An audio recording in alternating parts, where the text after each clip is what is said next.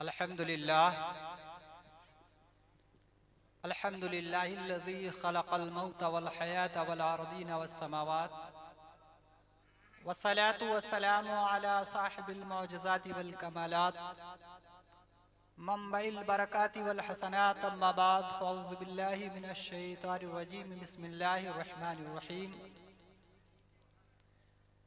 या अय्युहल्लज़ीना आमनुत्तक़ुल्लाहा हक़्क़ा तुक़ातिही वला तमूतुन्ना इल्ला व अंतुम मुस्लिमून। सदक़ल्लाहु मौलानाल अज़ीम व सदक़ा रसूलुहुन नबियुल अमीनुल मकीनुल करीम व नहनु अला ज़ालिका लमिनश शाहिदीन व शाकिरीन वल्हम्दुलिल्लाहि रब्बिल आलमीन। आमीन या रब्बल आलमीन। आए हम और आप सबसे पहले आक़ाए नामदार मदीने के ताजदार बेयारों के यार बे मददगारों के मददगार सैयद अबरार व ख़ियार महबूब परवरदिगार की बारगाह आलिया में वालिहाना आशिकाना खादिमाना गुलामाना अंदाज में हदीए दुरूद शरीफ पेश करें और पढ़ें आवाज़ बुलंद। सय्यदना शफ़ीअना मुस्तफ़ल मुस्तफ़ल अनवर अलैहि तहियतु व सना व बारिक व सल्लिम सलातन व सलामन दाइमन अबदा या रसूल अल्लाह या हबीब अल्लाह अलैहि सलाम। एक बार नबी और आले नबी पर और दुरूद शरीफ पेश करें और पढ़ें बावाज़े बुलंद। अल्लाहुम्मा सल्ली अला सय्यदना मौलाना मुहम्मदिन मख्तलफल मलवानी व ताक़बल असरानी व कर्रल जदीदानी वस्तक़ल फ़रक़दानी व बल्लिग रूहहु व अरवाह अहले बैतिही मिन्नत तहियता व सलाम व बारिक व सल्लिम अलैहि कसीरा। हज़रात गिरामी वक़ार, हम और आप निहायत ही खुशनसीब हैं कि ऐसी बाबरकत महफ़िल पाक में हमें बैठने का मौका मिला। जब आपसे नबी पाक पर दुरूद पढ़ने के लिए कहा जाए तो आप खामोश न रहें। जो उम्मती मेरे हुजूर पर बिला नागा 50 मरतबा दुरूद शरीफ पढ़ता है, आका इरशाद फरमाते हैं कल बरोज़े क़यामत में उससे मुसाफा करूंगा। आप सोचें जरा कि आज अगर दुनिया में आपको किसी नेता से मुलाकात करने का मौका मिल जाता है तो आप किस्मत पर अपने नाज करते हैं। अब इस महफिल पाक में अगर सैयद साहब क़िबला तशरीफ फरमा है और उसके बाद पूरी महफिल में से किसी एक आदमी को आवाज दें आओ मेरे करीब, और उसके बाद हुजूर आसिफ मियां साहब क़िबला उससे मुसाफा करते हुए नजर आए मुसलमानों, तो जितने भी लोग यहाँ बैठे हैं सब ताज्जुब में पड़ जाएंगे कि आखिर सैयद साहब क़िबला खुद बुला के मुसाफा कर रहे हैं। ये आले रसूल हैं और उन्हीं के नाम से और उन्हीं की मेहनतों से उन्हीं की काविशों से आज ये लंगरे रसूल जारी व सारी है और इस महफिल में हम और आप बैठे हैं। और कल क़यामत के दिन नबियों के इमाम ताजदारे अंबिया फरमाते हैं मेरा उम्मती जो मुझ पर मोहब्बत से दुरूद पढ़ेगा कल बरोज़े क़यामत के दिन मुसलमानों जानते हो आदम अलैहिस्सलाम भी होंगे, उनके उम्मती भी होंगे, हजरत शीश अलैहिस्सलाम भी होंगे, इनके उम्मती भी होंगे, हजरत नूह अलैहिस्सलाम भी होंगे, उनके उम्मती भी होंगे, हजरत मूसा अलैहिस्सलाम भी होंगे, उनके उम्मती होंगे, हजरत ज़करिया अलैहिस्सलाम भी होंगे, उनके उम्मती होंगे, हजरत ईसा अलैहिस्सलाम होंगे, उनके उम्मती होंगे। 1,24,000 कमोबेश 2,24,000 अंबिया होंगे और सबके उम्मती होंगे। अल्लाह अल्लाह, इतने अज़दहाब में इतने भीड़ भाड़ में अगर नबियों के ताजदार बेकसों के कस बेसहारों के सहारे मदीने वाले आका ये फरमा दे ए फला इब्ने फला इदारा तूने मोहब्बत से रोजाना मुझ पर 50 बार दुरूद पढ़ा है, मैं मुसाफा करता हुआ नजर आऊंगा। और आका मुसाफा फरमा ले सुन्नियों तुम्हारे किस्मत पर तुम नाज करो कि अल्लाह रब्बुल इज्जत ने तुम्हें उस नबी का उम्मती बनाया है जो नबी सारे नबियों में अफजल है, नबी सारे नबियों में अफजल वाला है। लिहाजा हम और आप जब कभी भी नबी का नाम आए तो फौरन दुरूद शरीफ पढ़ दिया करें, काहिली ना करें, सुस्ती ना करें, पढ़िए दुरूद शरीफ अल्लाहुम्मा सल्ली अला सय्यदना मौलाना मुहम्मदिन मादनिल जुदी वल करम व आलिहि या रसूलल्लाह सल्लल्लाहु अलैहि वसल्लम सलातो व सलामन दाइमन अबदा या रसूलल्लाह सल्लल्लाहु तआला अलैहि व आलिहि वसल्लम। हजरात गिरामी वक़ार 10 से लेकर 15 मिनट मेरी गुफ्तगू होगी। मैं चाहता हूं कि कुछ मुफीद और जरूरी बातें जो आपके सामने पेश करूं। हजरात, आज अगर दौरे हाजिर का आप मुताला करें, आज के इस पुरफतन माहौल को अगर आप देखें तो आए मेरे अजीजों, आए मेरे दोस्तों, मशरिक से लेकर मगरिब तक, शुमाल से लेकर जुनूब तक, दुनिया के जिस खित्ते में, जिस कोने में आप चले जाएं, कहीं हमें सुकून नहीं है, कहीं हमें करार नहीं है। आज हर कोई बेकरार है, आज हर कोई सुकून चाहता है, कोई टेबलेट खा करके सुकून हासिल करने की कोशिश कर रहा है। आखिर हर कोई जब चाहता है सुकून, तो सुकून मिलता क्यों नहीं है? अगर आपसे मैं सवाल करूं, आखिर इंसान को आज सुकून क्यों नहीं है? सिर्फ मुसलमान ही को नहीं, सारे इंसानों की मैं बात कर रहा हूं। हिंदुस्तान के सर्वे के मुताबिक हर छठा आदमी डिप्रेशन का शिकार है, दबाव का शिकार है। अब आपसे पूछा जाए इसकी वजह क्या है, तो कुछ लोग ये कहेंगे दौलत न मिलने की वजह से इंसान परेशान है, कुछ लोग ये कहेंगे औलाद न होने की वजह से इंसान परेशान है, कुछ लोग ये कहेंगे मुलाजमत न मिलने की वजह से इंसान परेशान है, गरीबी की वजह से इंसान परेशान है। लेकिन अगर मैं ये जुमला कहूँ तो मुस्तकीम कादरी का ये जुमला 100% आप तायद करेंगे कि न दौलत की वजह से आदमी परेशान है, न बेटी की वजह से आदमी परेशान है। यार, ऊंचे ऊंचे महलों में रहने वाला सेठ बगैर शाम को गोली खाए नहीं सोता है, जबकि एक हाथ गाड़ी चलाने वाला, एक ऑटो चलाने वाला मजदूर पूरा दिन मजदूरी करके उसी रिक्शे पर लेटता है, उसे सुकून की नींद आ जाती है।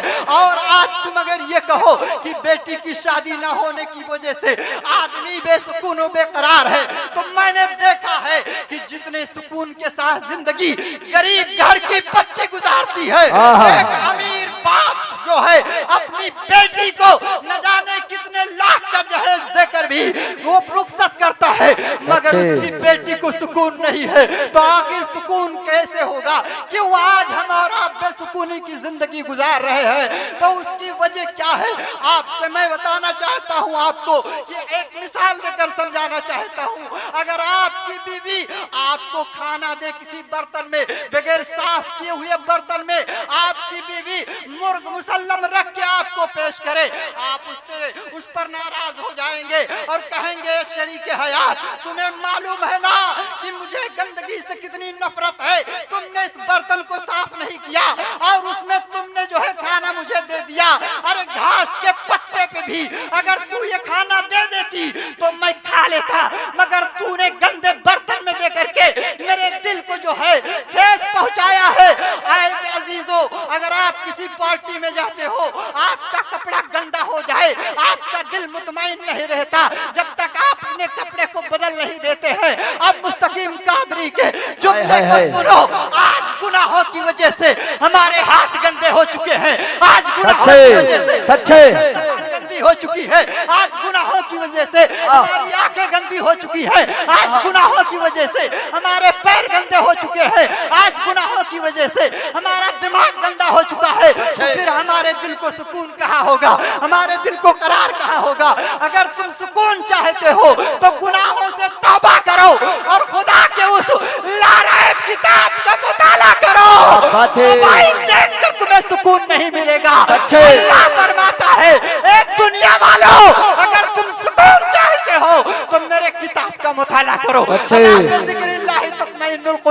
अल्लाह कुरान में फरमाता है, अल्लाह के जिक्र से दिल को सुकून होता है। वाह वाह वाह, सुभान अल्लाह, सुभान अल्लाह।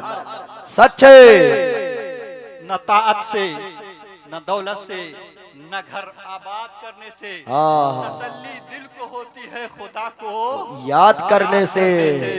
आए मेरे अजीजों, नमाज पढ़ो।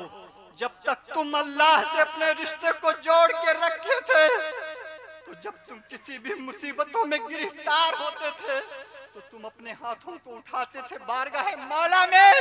तुम्हारे उठते हुए हाथ तुम्हारे चेहरों तक नहीं पहुंचते थे कि नस्रुम मिनल्लाहि व फतहुन करीब का मुद्दा सुना दिया जाता था। आज तुम दुआएं भी करते हो मगर दुआएं कबूल नहीं हो रही है। उसकी वजह क्या है?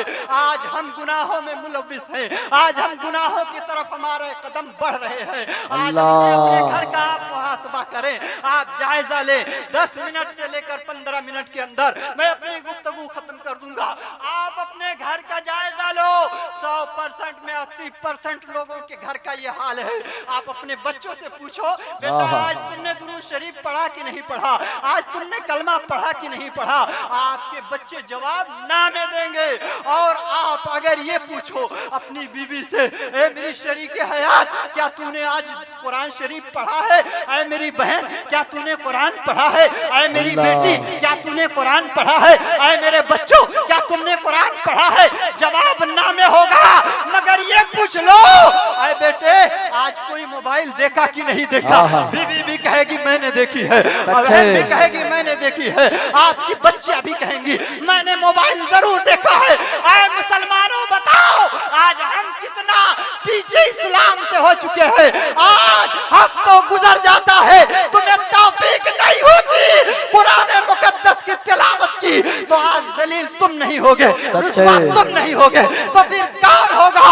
अगर ये चाहते हो तुमको सरफरोशी मिले, तुम्हें इज्जत मिले, अल्लाह तुम्हारी हिफाजत करे, तो अल्लाह के कुरान की तुम तिलावत करना शुरू करो, अल्लाह की बारगाह में इबादत करना शुरू करो, अपने बच्चों को भी नेकियों का दर्स दो। वरना दोस्तों अफसोस करोगे बाद में, आपका जब इस दुनिया से जाना होगा तो अफसोस आप उस वक्त करेंगे कि काश कि मैं अपने माहौल को सुधारा होता तो आज ये दिन देखने ना होते हमको। आज लोग ये समझते हैं कामयाब वो है जिसके पास दौलत है, कामयाब वो है जिसके पास चलने के लिए बेहतरीन गाड़ी है, कामयाब वो है जिसके पास यहाँ से लेकर के मुंबई तक प्लाट और बंगला है। वो कामयाब नहीं है जिसके पास दौलत है, वो कामयाब नहीं है जिसके पास चलने के लिए 4 व्हीलर गाड़ी है, वो कामयाब नहीं है जिसके पास हुस्न जमाल है। बल्कि कुरान से पूछो कामयाब कौन है, तो अल्लाह फरमाता है कुरान में, या अय्युहल्लज़ीना आमनु तकुल्लाह हक्का तुकातिही वला तमूतुन्ना इल्ला व अंतुम मुस्लिमून। ईमान वालों अल्लाह से डरो जैसा कि अल्लाह से डरने का हक है, और हरगिज़ ना मरो मगर मोमिन होकर के, जो दुनिया में रहा ईमान के साथ रहा, जो चलता रहा ईमान के साथ, उठता रहा ईमान के साथ, बैठता रहा ईमान के साथ, खाता रहा ईमान के साथ, नबी के साथ अपनी जिंदगी को गुजारा।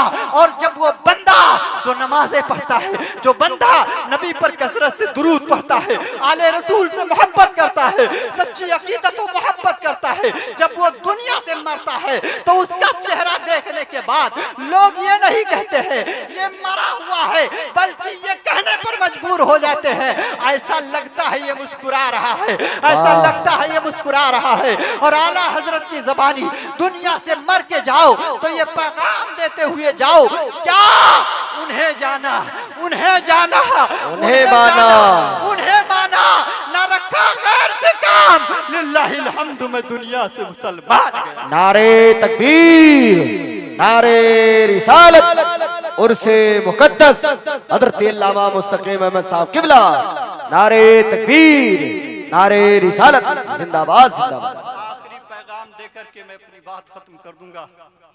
आज रात के 12 से 1 बजे के बीच में जिस घर से सीरियल के देखने की आवाजें आती है वो कोई और घर नहीं है, वो नबी के दीवाने का घर पाया जाता है। सच्चे हक है मुसलमानों, तुम कौन सा चेहरा लेके मदीने वाले के सामने जाओगे? सच्चे पूछो या आले रसूल से, पूछो शहजादे रसूल से, हिंद के राजा मेरे ख्वाजा से पूछो। ख्वाजा गरीब नवाज के हाथों पर ऐसे ही नहीं 90 लाख काफिरों को मुसलमान मेरे ख्वाजा ने ऐसे नहीं किया।